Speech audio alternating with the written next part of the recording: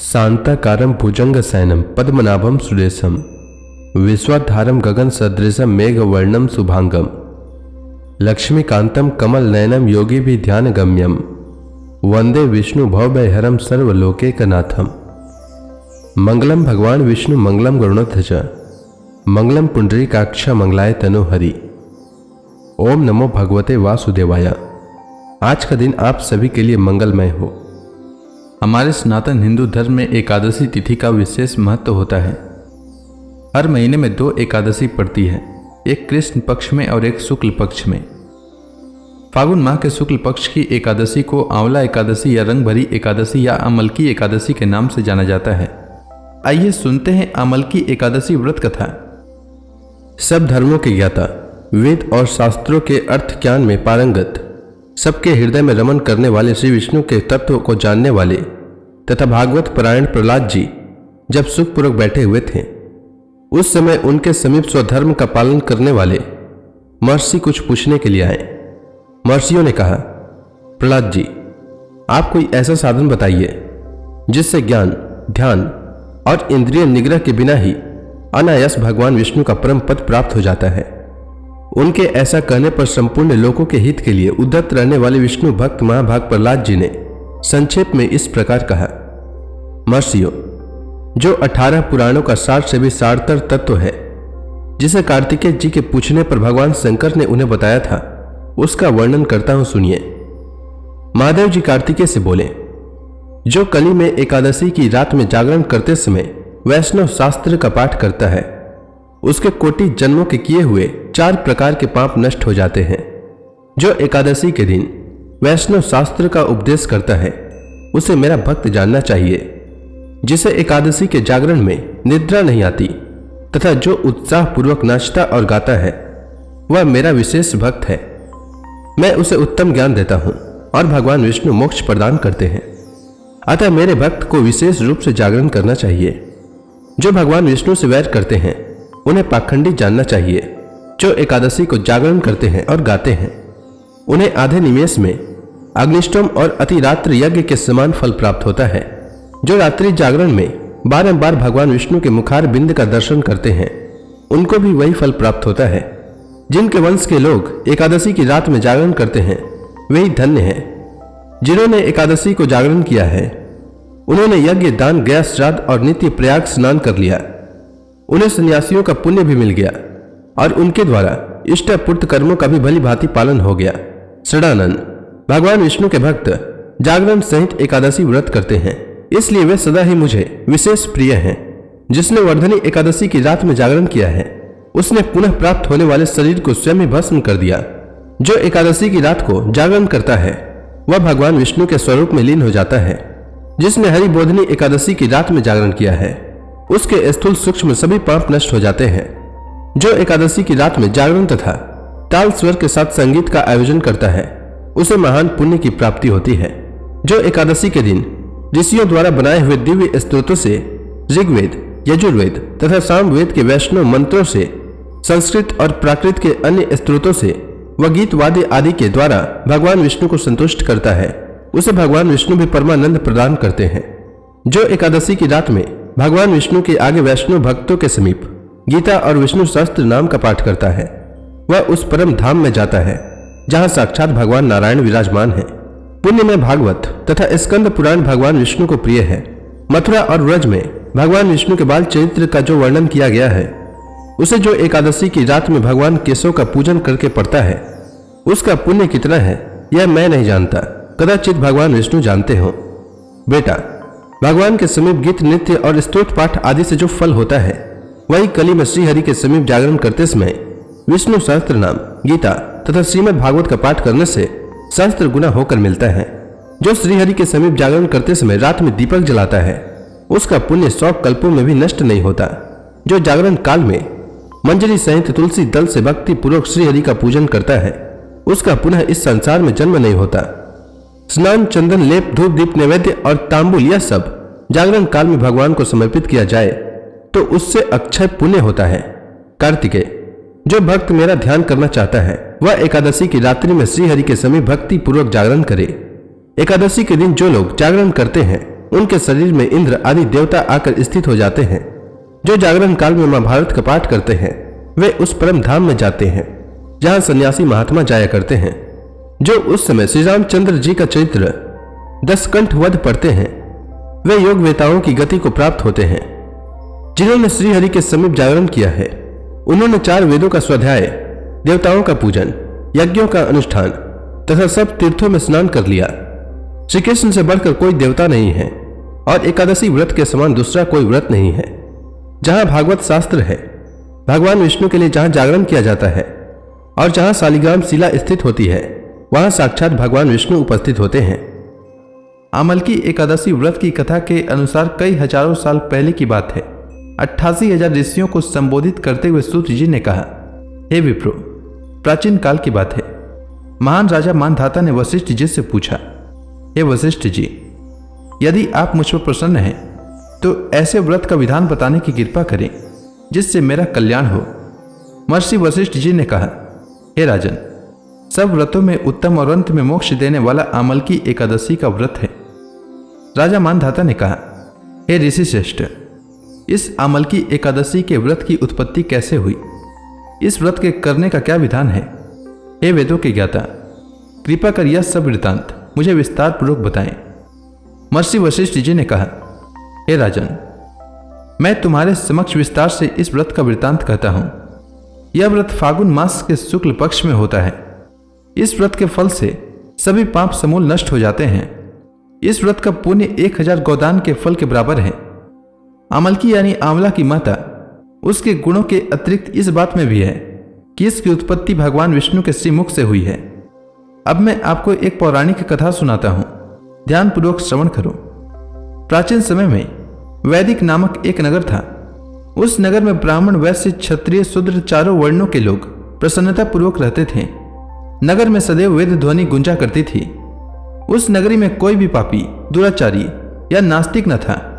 उस नगर में चैत्र रथ नामक चंद्रवंशी राजा राज्य करता था। वह उच्च कोटि का विद्वान तथा धार्मिक प्रवृत्ति का व्यक्ति था। उसके राज्य में कोई भी गरीब नहीं था और न ही कंजूस था। उस राज्य के सभी लोग विष्णु भक्त थे। वहां के छोटे बड़े सभी निवासी प्रत्येक एकादशी का उपवास करते थे। एक बार फागुन मास के शुक्ल पक्ष की आमलकी नामक एकादशी आई। उस दिन राजा और प्रत्येक प्रजाजन, वृद्ध से बालक तक ने आनंद पूर्वक उस एकादशी का उपवास किया। राजा अपनी प्रजा के साथ मंदिर में आकर कलश स्थापित करके तथा धूप दीप नैवेद्य, पंचरत्न, छत्र आदि से धात्री का पूजन करने लगा। वे सब धात्री की इस प्रकार स्तुति करने लगे, हे धात्री, आप ब्रह्म स्वरूपा हैं। आप ब्रह्मा जी द्वारा उत्पन्न हो और सभी पापों को नष्ट करने वाली हैं। आपको नमस्कार है। आप मेरा अर्घ्य स्वीकार करें। आप श्री रामचंद्र जी के द्वारा सम्मानित हैं। मैं आपसे प्रार्थना करता हूँ, मेरे सभी पापों का हरण करें।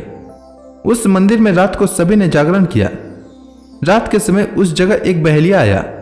वह महापापी तथा दुराचारी था। अपने कुटुंब का पालन वह जीव हिंसा करके करता था। वह भूख प्यास से अत्यंत व्याकुल था। कुछ भोजन पाने की इच्छा से वह मंदिर के एक कोने में बैठ गया। उस जगह बैठकर वह भगवान विष्णु की कथा तथा एकादशी महात्म्य सुनने लगा।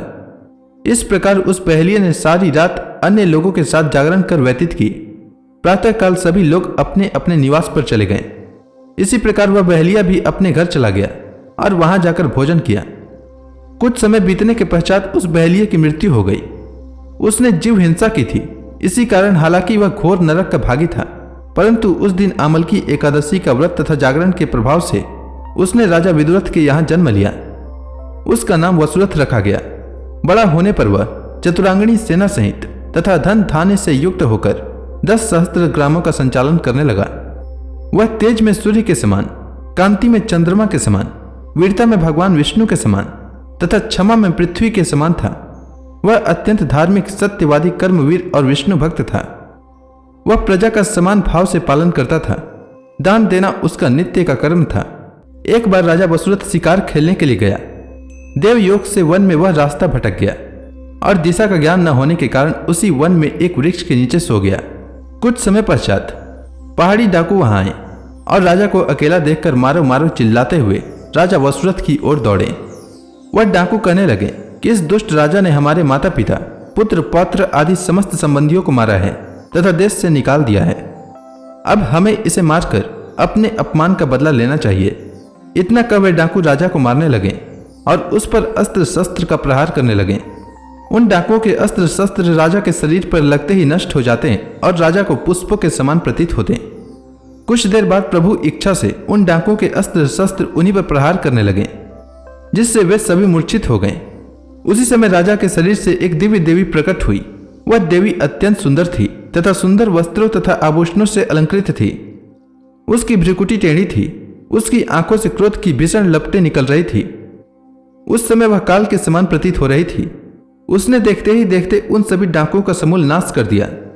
नींद से जागने पर राजा ने वहां अनेक डाकुओं को मृत देखा। वह सोचने लगा कि इन्हें किसने मारा है। इस वन में कौन मेरा हितैषी रहता है। राजा वसुरथ ऐसा विचार कर ही रहा था कि तभी आकाशवाणी हुई, हे राजन, इस संसार में भगवान विष्णु के अतिरिक्त तेरी रक्षा कौन कर सकता है। इस आकाशवाणी को सुनकर राजा ने भगवान विष्णु का स्मरण कर उन्हें प्रणाम किया। फिर अपने नगर को वापस आ गया और सुखपूर्वक राज्य करने लगा।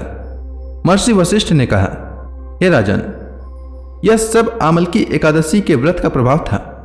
जो मनुष्य एक बार भी आमलकी एकादशी का व्रत करता है वह प्रत्येक कार्य में सफल होता है और अंत में वैकुंठ धाम को प्राप्त होता है। इसीलिए मनुष्यों को आमलकी एकादशी का व्रत अवश्य करना चाहिए।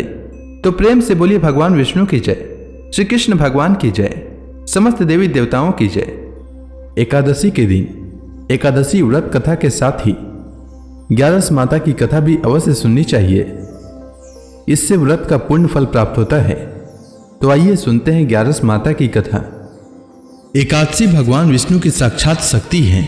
जिस शक्ति ने उस असुर का वध किया है जिसे भगवान भी जीत पाने में असमर्थ थे, उस शक्ति के आगे मनुष्य के पाप रूपी असुर भला कैसे टिक सकता है।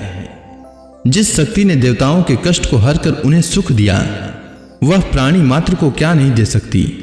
सुख, समृद्धि, शांति और मोक्ष, समस्त सुख सहज ही प्राप्त हो जाते हैं। 11 माता की भक्ति में इतनी शक्ति है कि जिसके प्रभाव से मनुष्य को सहज ही सभी प्रकार के सुख प्राप्त होते हैं और अंत समय में मोक्ष की प्राप्ति होती है। 11 माता की कथा के अनुसार सतयुग में एक महाभयंकर दैत्य हुआ करता था। उसका नाम मूर था। उस दैत्य ने इंद्र आदि सभी देवताओं पर विजय प्राप्त कर उन्हें उनके पद से हटा दिया। तब इंद्र ने भगवान शंकर से प्रार्थना की, हे भोलेनाथ, हम सब देवता मूर दैत्य के अत्याचारों से दुखी होकर मृत्यु लोक में अपना जीवन व्यतीत कर रहे हैं। राक्षसों के भय से हम बहुत दुख और कष्ट भोग रहे हैं। मैं स्वयं बहुत दुखी और भयभीत हूं। अन्य देवताओं की तो बात ही क्या करें। अतः हे कैलाशपति, कृपा कर आप मूर दैत्य के अत्याचार से बचाने का उपाय बताइए। देवराज इंद्र के प्रार्थना सुनकर भगवान शंकर ने कहा, हे देवेंद्र, आप भगवान श्री हरि विष्णु के शरण में जाइए। मधु कैटभ का संहार करने वाले भगवान विष्णु देवताओं को अवश्य ही इस भय से मुक्त करेंगे। भगवान शंकर के आदेश का पालन करते हुए इंद्र तथा अन्य देवता क्षीर सागर गए, जहां पर भगवान श्री हरि विष्णु शेष शैया पर विराजमान थे। इंद्र सहित सभी देवताओं ने भगवान विष्णु को देखा और उनके समक्ष उपस्थित होकर उनकी स्तुति करने लगे। वे कहने लगे, हे तीनों लोकों के स्वामी, आप स्तुति करने योग्य हैं। हम सभी देवताओं का आपको कोटि कोटि प्रणाम है। हे दैत्यों के संहारक, हम आपकी शरण में हैं, आप हमारी रक्षा करें। हे त्रिलोकपति, हम सभी देवता दैत्यों के अत्याचार से भयभीत होकर आपकी शरण में आए हैं। इस समय दैत्यों ने हमें स्वर्ग से निकाल दिया है और हम सभी देवता बड़ी ही दयनीय स्थिति में मृत्यु लोक में विचरण कर रहे हैं। अब आप ही हमारे रक्षक हैं, हमारी रक्षा करें। हे जगन्नाथ, आप हमारी रक्षा करें। देवताओं की करुण पुकार सुनकर भगवान श्री हरि विष्णु बोले, हे देवगणों, वह कौन सा दैत्य है जिसने देवताओं को जीत लिया है। आप सभी देवगण किसके भय से पृथ्वी लोक में भटक रहे हैं। क्या वह दैत्य इतना बलवान है जिसने इंद्र सहित सभी देवताओं को जीत लिया है। तुम निर्भय होकर मुझे सब हाल बताओ। भगवान विष्णु के इस स्नेहमयी वचनों को सुनकर देवेंद्र ने कहा, हे प्रभु, प्राचीन काल में ब्रह्म वंश में उत्पन्न हुआ नाड़ी जंगम नाम का एक असुर था, जिसका मूर नामक एक पुत्र है, जो चंद्रवती नामक नगरी में निवास करता है। जिसने अपने बल से मृत्यु लोक और देवलोक को जीत लिया है और सब देवताओं को देवलोक से निकालकर अपने दैत्य कुल के असुरों को इंद्र, अग्नि, यम, वरुण और चंद्रमा आदि सभी को लोकपाल बना दिया है। वह स्वयं सूर्य बनकर पृथ्वी को तापता है और स्वयं मेघ बनकर जल की वर्षा करता है। अतः आप इस बलशाली भयानक असुर का संहार करके देवताओं की रक्षा करें। देवेंद्र के मुख से ऐसे वचन सुनकर भगवान विष्णु बोले, हे देवताओं, मैं आपके शत्रु का शीघ्र ही संहार करूंगा। आप सभी इसी समय मेरे साथ चंद्रवती नगरी चलिए। देवताओं की पुकार पर भगवान विष्णु तुरंत ही उनके साथ चल दिए। उधर दैत्यराज मूर ने अपने तेज से जान लिया था कि श्री विष्णु युद्ध की इच्छा से उसकी राजधानी में आ रहे हैं। अतः अपने राक्षस योद्धाओं के साथ वह भी युद्ध भूमि में आकर गरजने लगा। देखते ही देखते युद्ध शुरू हो गया। युद्ध शुरू होने पर अनगिनत असुर अपने अस्त्र शस्त्रों को धारण कर देवताओं से युद्ध करने लगे, किंतु देवता तो पहले ही डरे हुए थे। वह अधिक देर तक राक्षसों का सामना न कर सके और भाग खड़े हुए। तब भगवान विष्णु स्वयं युद्ध भूमि पर आ गए। दैत्य पहले से भी ज्यादा जोश में भरकर भगवान विष्णु से युद्ध करने लगे। वे अपने अस्त्र शस्त्रों से उन पर भयानक प्रहार करने लगे। दैत्यों के आक्रामक वारों को श्री हरि विष्णु अपने चक्र और गदा के प्रहारों से नष्ट करने लगे। इस युद्ध में अनेक दैत्य सदा के लिए मृत्यु की गोद में समा गए, किंतु दैत्यराज मूर भगवान विष्णु के साथ निश्चल भाव से युद्ध करता रहा। उसका तो जैसे अभी बाल भी बांका नहीं हुआ था। वह बिना डरे युद्ध कर रहा था। भगवान विष्णु मूर को मारने के लिए जिन जिन शस्त्रों का प्रयोग करते, वे सब उसके तेज से नष्ट होकर उस पर पुष्पों के समान गिरने लगते। अनेक अस्त्रों शस्त्रों का प्रयोग करने पर भी भगवान विष्णु उससे जीत न सके। तब वे आपस में मल्ल युद्ध करने लगे। भगवान श्री विष्णु उस असुर से देवताओं के लिए सहस्त्र वर्षों तक युद्ध करते रहे, किंतु उस असुर से न जीत सके। अंत में भगवान विष्णु शांत होकर विश्राम करने की इच्छा से बद्रिकाश्रम स्थित 38 कोस लंबी एक द्वार वाली हेमवती नाम की एक गुफा में प्रवेश कर गए। उस गुफा में भगवान ने शयन किया। भगवान विष्णु के पीछे पीछे वह दैत्य भी चला आया था। भगवान श्री विष्णु को सोता देखकर वह दैत्य उन्हें मारने को तैयार हुआ। वह सोच रहा था कि आज मैं अपने चिर शत्रु को मारकर हमेशा हमेशा के लिए निष्कंटक हो जाऊंगा, परंतु उसकी यह इच्छा पूर्ण न हो सकी, क्योंकि उसी समय भगवान विष्णु की देह से दिव्य वस्त्र धारण किए एक अत्यंत मोहिनी कन्या उत्पन्न हुई और राक्षस को ललकार कर उससे युद्ध करने लगी। उस कन्या को देखकर राक्षस को घोर आश्चर्य हुआ और वह सोचने लगा कि यह ऐसी दिव्य कन्या कहां से उत्पन्न हुई, और फिर वह असुर उस कन्या से लगातार युद्ध करता रहा।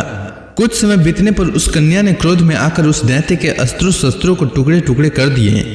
अब तो उस दैत्य को बड़ा ही क्रोध आया और वह सारी मर्यादाएं भंग करके उस कन्या से मल्ल युद्ध करने लगा। उस तेजस्वी कन्या ने उसको धक्का मारकर मूर्छित कर दिया और उसकी मूर्छा टूटने से पूर्व ही उसका सिर काटकर धड़ से अलग कर दिया। सिर काटते ही वह असुर पृथ्वी पर गिरकर मृत्यु को प्राप्त हुआ। बाकी बचे असुर अपने राजा का ऐसा दुखद अंत देखकर भयभीत होकर पाताल लोक में भाग गए। भगवान विष्णु जब निद्रा से जागे तो उस असुर को मरा देखकर उन्हें घोर आश्चर्य हुआ और वे सोचने लगे कि इस महाबली को किसने मारा है।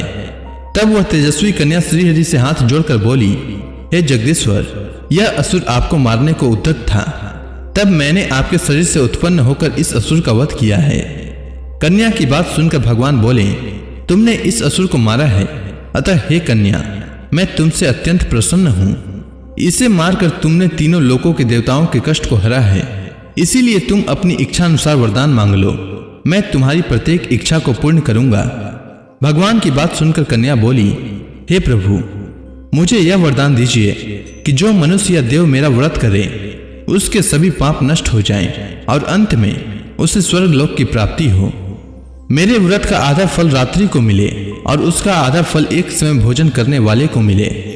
जो श्रद्धालु भक्ति पूर्वक मेरे व्रत को करे वे निश्चय ही वैकुंठ लोक को प्राप्त करे। जो मनुष्य मेरे व्रत में दिन तथा रात्रि को एक बार भोजन करे वह धन धान्य से भरपूर रहे। कृपा करके मुझे ऐसा वरदान दीजिए। भगवान श्री विष्णु ने कहा, हे कन्या, ऐसा ही होगा। मेरे और तुम्हारे भक्त एक ही होंगे और अंत में संसार में प्रसिद्धि को प्राप्त होकर मेरे लोक को प्राप्त करेंगे। हे कल्याणी, तुम एकादशी को पैदा हुई हो इसीलिए तुम्हारा नाम भी एकादशी हुआ। तथा जो मनुष्य इस दिन व्रत करेंगे उनके समस्त पाप समूल नष्ट हो जाएंगे। तुम मेरे लिए अब तीज, अष्टमी, नवमी और 14 से भी अधिक प्रिय हो। तुम्हारे व्रत का फल सब तीर्थों के फल से भी महान होगा। यह मेरा अकाट्य कथन है। इतना कहकर भगवान श्री विष्णु उसी स्थान पर अंतर ध्यान हो गए। अब आप सभी भक्तगण हाथ जोड़कर भगवान श्री हरि का ध्यान करें। आरती होने वाली है। ओम जय एकादशी माता, मैया जय एकादशी माता। विष्णु पूजा व्रत को धारण करके, विष्णु पूजा व्रत को धारण करके शक्ति मुक्ति पाता। ओम जय एकादशी माता। तेरे नाम गिनाऊं देवी, भक्ति प्रदान करनी, भक्ति प्रदान करनी। गण गौरव की देनी माता, गण गौरव की देनी माता। शास्त्रों में बरनी। ओम जय एकादशी माता। मार्गशीर्ष कृष्ण पक्ष की उत्पन्ना, विश्व तारणी जनमी। मैया विश्व तारणी जनमी। शुक्ल पक्ष में हुई मोक्षदा, शुक्ल पक्ष में हुई मोक्षदा। मुक्तिदाता बन के भरमी। ओम जय एकादशी माता। पौष के कृष्ण पक्ष की सफला नामक है। शुक्ल पक्ष में होए पुत्रदा, आनंद अधिक रहे। ओम जय एकादशी माता। नाम सट तिला माघ मास में कृष्ण पक्ष आवे। मैया कृष्ण पक्ष आवे। शुक्ल पक्ष में जया कहावे, शुक्ल पक्ष में जया कहावे। विजय सदा पावे। ओम जय एकादशी माता। विद्या फाल्गुन कृष्ण पक्ष में शुक्ला अमला की। मैया शुक्ला अमला की। पाप मोचनी कृष्ण पक्ष में चैत्र महाबली की। ओम जय एकादशी माता। चैत्र शुक्ल में नाम कामदा, धन देने वाली। मैया धन देने वाली। नाम बरूथनी कृष्ण पक्ष में बैसाख माहवाली। ओम जय एकादशी माता। शुक्ल पक्ष में होए मोहिनी, अपराज्येष्ठ कृष्ण पक्षी। मैया अपराज्येष्ठ कृष्ण पक्षी। नाम निर्जला सब सुख करने, शुक्ल पक्ष रखी। ओम जय एकादशी माता। योगिनी नाम आषाढ़ में जानो, कृष्ण पक्ष करनी। मैया कृष्ण पक्ष करनी। देव सैनी नाम कहायो, शुक्ल पक्ष धरनी। ओम जय एकादशी माता। कामिका श्रावण मास में आवे, कृष्ण पक्ष कहिए। श्रावण शुक्ला होए पवित्रा, आनंद से रहिए। ओम जय एकादशी माता। अजा भाद्रपद कृष्ण पक्ष की परिवर्तनी शुक्ला। मैया परिवर्तनी शुक्ला। इंद्राश्विन कृष्ण पक्ष में व्रत से भवसागर निकला। ओम जय एकादशी माता। पापांकुशा है शुक्ल पक्ष में आप हरणहारी, मैया आप हरणहारी। रमा मास कार्तिक में आवे सुखदायक भारी। ओम जय एकादशी माता, देवोत्थान शुक्ल पक्ष की दुख नाशक मैया। पावन मास में करो विनती, पार करो नैया। ओम जय एकादशी माता, परमा कृष्ण पक्ष में होती जन मंगल करनी, मैया जन मंगल करनी।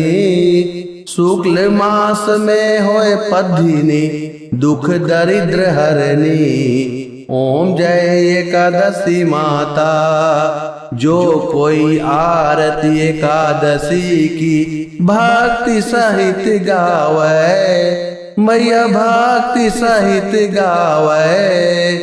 जन गुरु दिता स्वर्गवासा, निश्चय वह पावे। ओम जय एकादशी माता।